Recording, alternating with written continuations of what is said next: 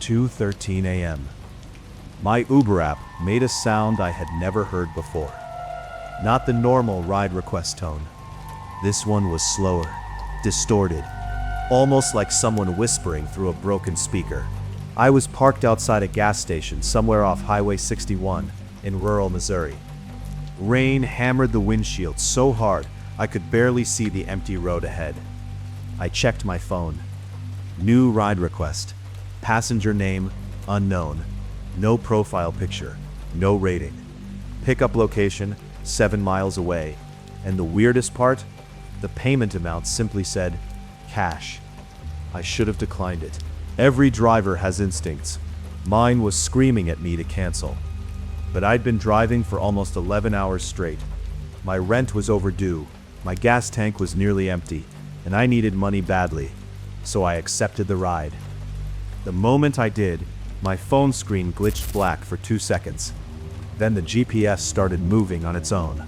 The route led deep into the woods. No houses, no gas stations, nothing. Just miles of rain, darkness, and dead trees. I kept telling myself it was probably some drunk guy stranded at a cabin party. That's what I thought. Until I reached the pickup spot. There was no house, no road, just an abandoned church sitting alone in the woods. The building looked burned. Half the roof had collapsed, and every window was boarded shut, except one on the second floor. And inside that single window, someone was standing there, watching me. I immediately locked my doors. My app said, arrived. Then another notification appeared, passenger approaching, but nobody came out. I waited 30 seconds, 1 minute, then suddenly, knock. I nearly screamed.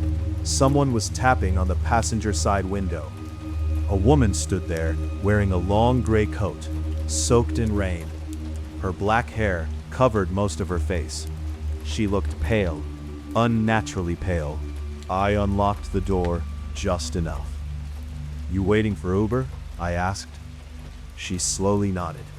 The second she sat down, the entire car temperature dropped. I'm not exaggerating. My breath became visible.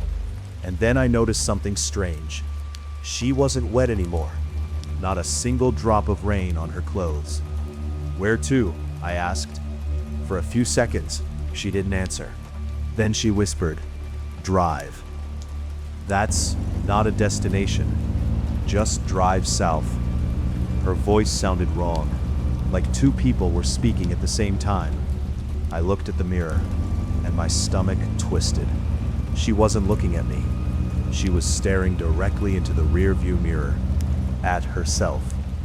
The ride continued in silence. Rain pounded the car. The GPS kept glitching. Every few minutes the route disappeared completely, before returning again. Then my phone buzzed. A notification from Uber support. "Are you safe?" I frowned.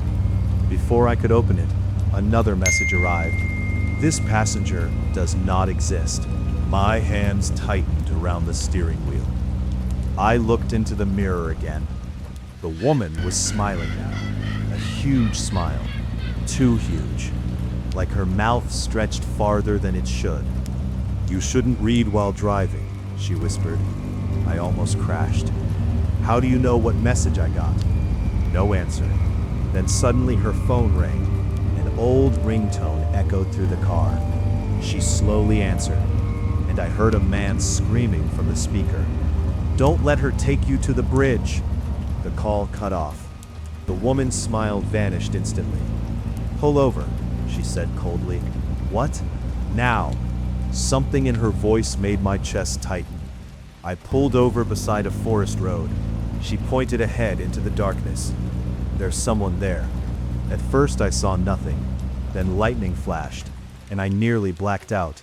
A man stood in the middle of the road, covered in blood. One arm bent the wrong way. He was waving frantically at my car.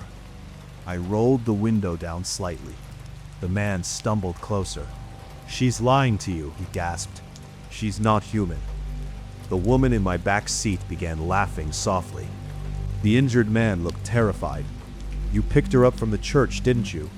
My heart stopped. How do you know that? Because I picked her up too. The rain became heavier. The man moved closer to my window. She keeps coming back every few years.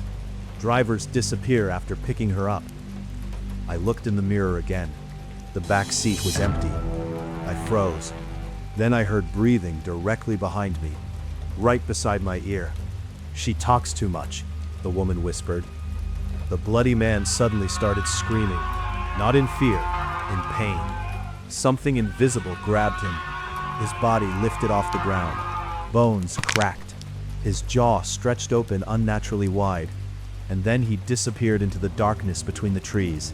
Silence. Complete silence. I couldn't breathe. Then the car doors locked themselves.